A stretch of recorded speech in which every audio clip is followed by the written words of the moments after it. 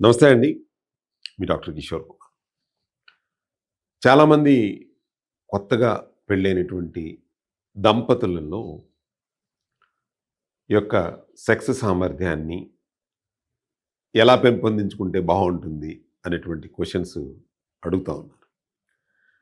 First మనం ఇద్దరూ కూడా చాలా క్లారిటీతో ఉండాలి.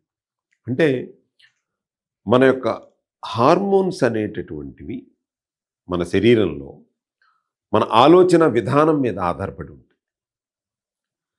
మనం ఎలా ఆలోచిస్తున్నాము అనే దాన్ని బట్టి కూడా మన యొక్క ఆరోగ్యం ఆధారపడి ఉంటుంది. కాబట్టి ఈ కొత్తగా పెళ్ళైనటువంటి దంపతులు ఆహ్లాదకరమైనటువంటి వాతావరణంలో ఉన్నామా లేమా అనేటటువంటిది ఒకసారి ఆలోచించుకోవాలి. 2 అపోహలు. అంటే నేను సమర్థవంతంగా చేస్తున్నానా లేదా అనేటువంటి అపోహ నుంచి బయటకు వచ్చేయండి. ఎందుకనంటే ఇవాళ యువత అంతా కూడా ఆల్మోస్ట్ 30 ఇయర్స్ దాటిన తర్వాత మాత్రమే ఈ యొక్క వ్యవహారాల్లోకి వెళుతూ ఉన్నారు. అంటే అప్పటికి చేయకూడనటువంటి కొన్ని తప్పులు చేసేసి ఉండొచ్చు. అలా అని అందరూ అని నేను అలా అనట్లేదు.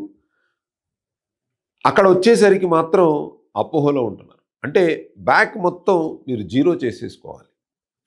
అక్కడ నుంచి ఆ క్షణం నుంచి ఒక కొత్త జీవితం, ఒక కొత్త ఆలోచన, ఒక కొత్త విధానాన్ని మొదలుపెట్టేటట్టుగా మీ శరీరాన్ని, మీ ఆలోచనల్ని ముందుకు తీసుకెళ్ళాలి.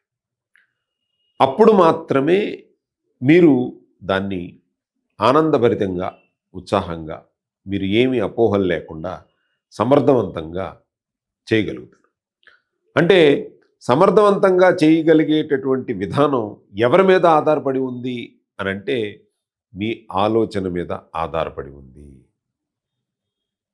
అలాగే ఆలోచన విధానం ఎంత ఇంపార్టెంటో ఆ క్షణం మనం చూపించేటటువంటి చొరవ, అంటే సమయస్ఫూర్తి అంటారు కదా చాలామంది, దీంట్లో కూడా కావాల్సిందే. ఆ క్షణం మీరు ఎదుటి వాళ్ళని దృష్టిలో పెట్టుకుని, మీ పార్ట్నర్స్ని దృష్టిలో పెట్టుకుని గనక మీ ఆలోచన విధానం గనక ఉంటే మీరు ఆ పనిని సమర్థవంతంగా చెయ్యలేరు. కాబట్టి ఒక్కసారి ఆలోచించండి. ముందు ఒక పనిని మనం కార్యక్రమాన్ని చెయ్యాలి అని అనుకున్నప్పుడు, ఒక ఊరెళ్ళాలో లేకపోతే ఇంకో చోటుకి వెళ్ళాలో అనుకున్నప్పుడు ఎంత ప్రణాళిక ఉంటుంది? టికెట్స్ బుక్ చేసే దగ్గర నుంచి, పెట్టుకోవాల్సిన డ్రెస్ దగ్గర నుంచి, ఇలా ప్రతి ఒక్కదానికి ఒక నిర్దిష్టమైనటువంటి ప్లానింగ్ ఉంటుంది. బట్ ఇక్కడ ఏమి లేదా? ఏమి అక్కర్లేదా? అక్కర్లేకుండానే మీరు అనుకున్నది సాధించాలనుకోవటం అమాయకత్వం కాదా? ఒక్కసారి ఆలోచించి మీరు చేసేటటువంటి విధానంలో తప్పులేమున్నాయో మీరు మిమ్మల్ని ప్రశ్నించుకుంటేనే మీకు అర్థమవుతుంది.